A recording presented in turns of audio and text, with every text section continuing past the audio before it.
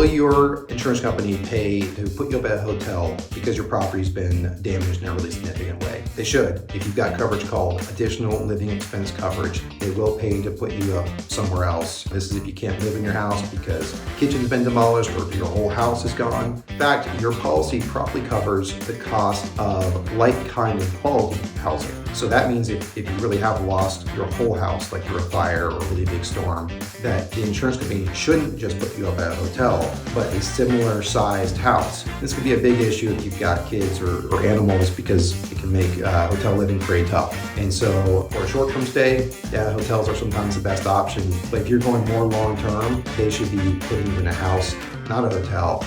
And either way, that additional living expense that you have to deal with because you had a loss should be covered under your policy.